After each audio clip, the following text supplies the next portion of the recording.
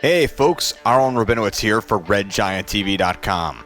A few years back, I did a tutorial called Creating and Enhancing Text Wipe-On Effects, and at the time, it was the height of text wipe-on technology, of that I can assure you. But looking at it now, well, it could use a little something, I'd say. Well, ladies and gentlemen, we can rebuild it. We have the technology. So, get ready, because we're about to have a $6 million action-packed episode of Red Giant TV, where we'll learn to create this text-to-sand transition effect. Now, I got the basics set up for creating this effect from Petter Norby, the creator of the Trapcode product line. But to many, this project file, which has sat on his website for a while now, has remained a mystery. No, an enigma wrapped up in a mystery. But today, my friends, we will decipher the code and go from passive observers to active participants in the world of textual alchemy. Now, this effect relies heavily on Trapcode Form, a plugin we've covered in a few tutorials here at Red Giant TV. So, without belaboring it, I'll simply tell you that, like its older brother Trapcode Particular, Form is a particle generation system for Adobe After Effects. It works differently in that particles are always in existence, although they may not be seen, which is going to help us. And if you don't have Trapcode Form, you can always download a trial version from the Red Giant software website. Okay, so here I am in After Effects in a composition called Text Wipe. It's 5 seconds long at 30 frames per second. Also, its dimensions are 864 by 486.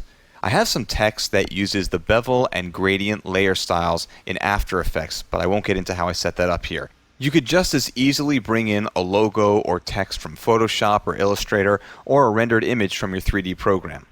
Now, I've also pre-composed the text layer with its layer styles into a separate composition. I did that because I'm about to add a linear wipe effect to my text, and if you apply that effect and many others directly to a layer that uses certain Photoshop layer styles such as bevel, you'll get strange results.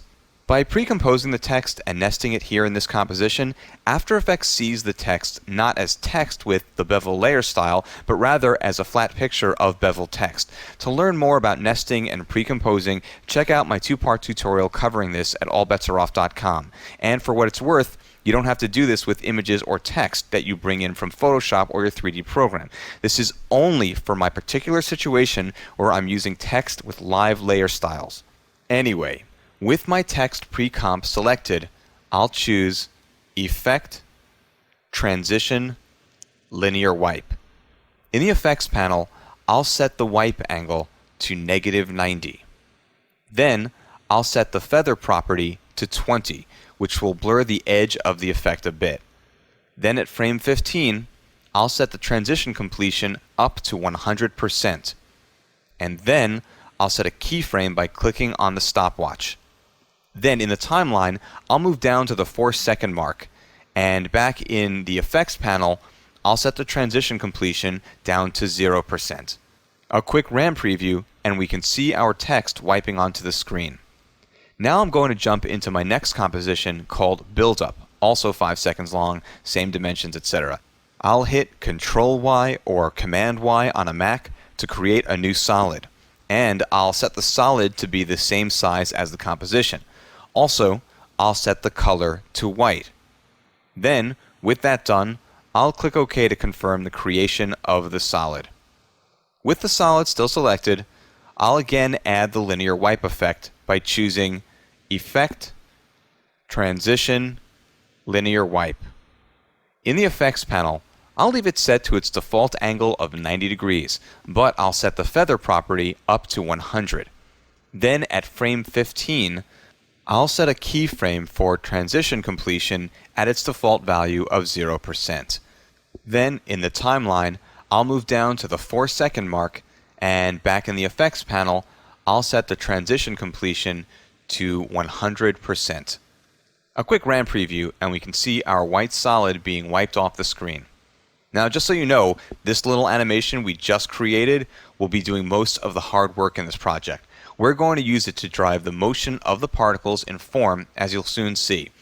Now let's jump into our main composition, also 5 seconds long, same dimensions, same frame rate. From the project panel, I'll drop my text wipe composition and my build-up composition into my main composition. And then I'll move down in time to where my transitions have completed, and then I'll turn off their eyeball switches to make them invisible.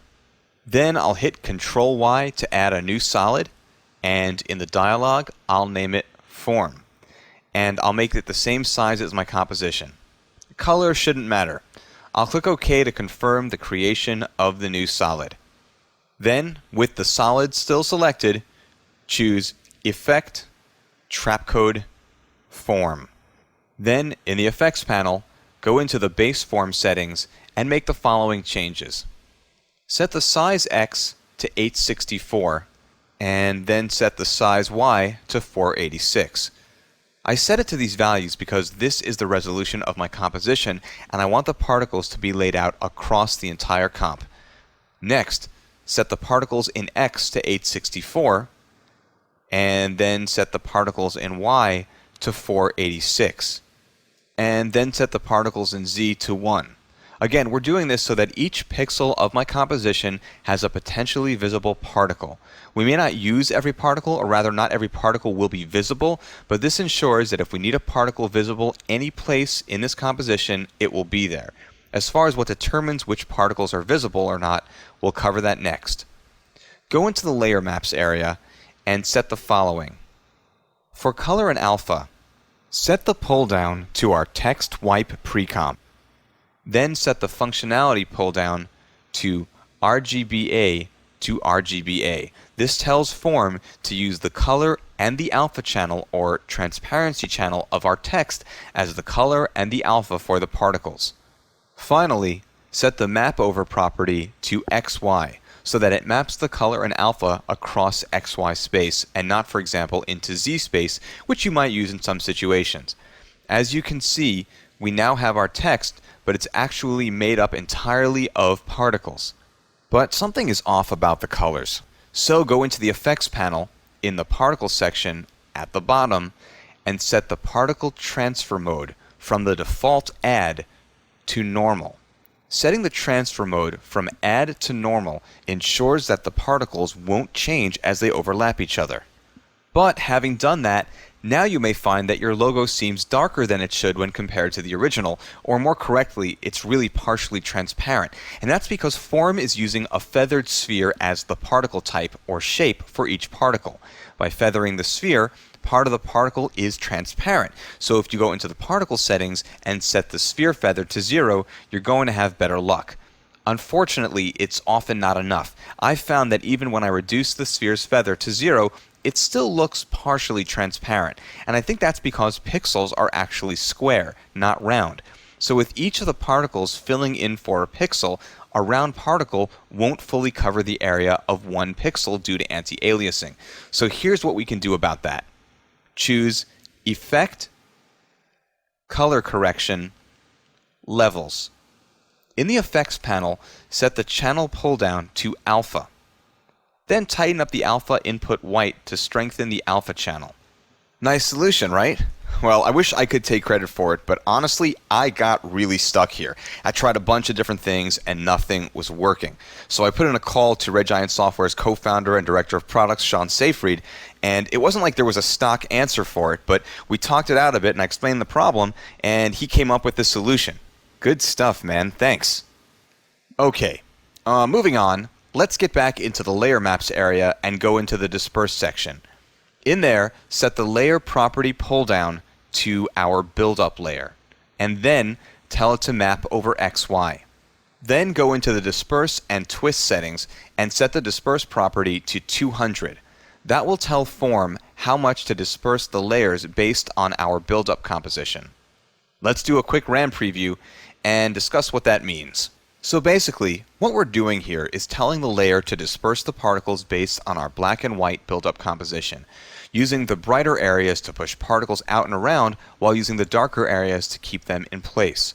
So as different parts of the composition shift from white to black through the linear wipe effect, the particles go from being dispersed to sitting in place.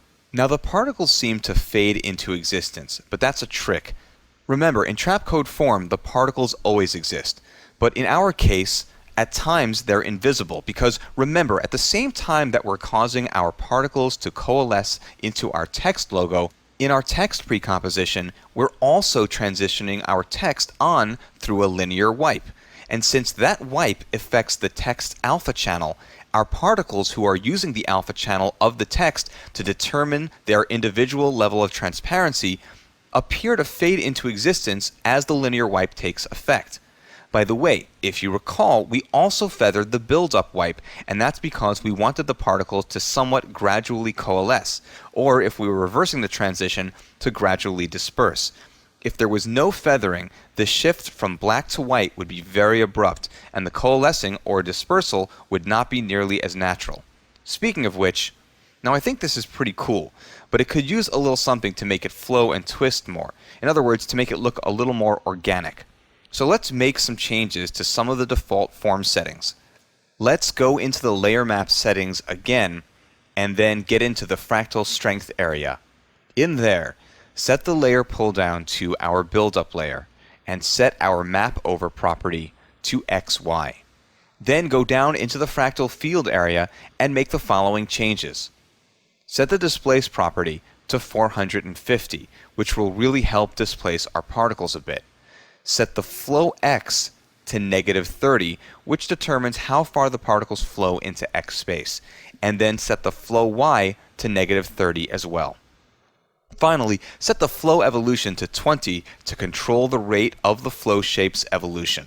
Basically, this is lowering the rate of change for the shape of the particle displacement. For the moment, let's turn on motion blur for both the composition and the form layer so that we can see this in all of its blurred glory. Previewing this may take a while as it's calculating the motion of tons of particles, even invisible ones. Do a RAM preview, and we have a nice dust to text transition. To reverse this so that the text wipes away from left to right, you need to do the following.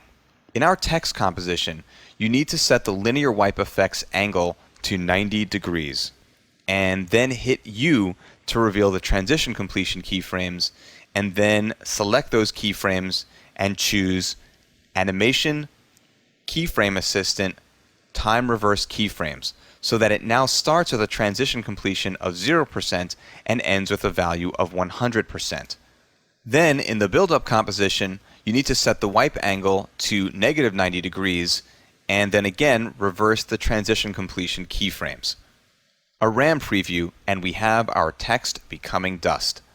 Also, if you want a change that's more gradual from text to dust, then we again have to go back into the text composition and set the linear wipe's feathering from 20 to 40. Then in the build-up composition, go into the linear wipe effect and set the feather from 100 to 200.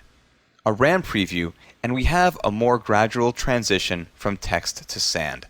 The point being here is that the more you feather the linear wipe, the more gradual this change will be. So play around with the linear wipe settings to see what you can come up with. Plus, you can use this with a lot more than just text. Personally, I like to use this effect to dissolve people and other elements in my shot. And as you'll see in an upcoming tutorial, you'll be able to use what we've learned here to create this awesome transition. Again, pretty cool as a text treatment, but also cool with people and other elements. And hey, remember, if you don't have Trapcode Form, but you want to try this out, you can always download a trial version from the Red Giant Software website. And just for watching this tutorial, we're going to give you a discount on Trapcode Form.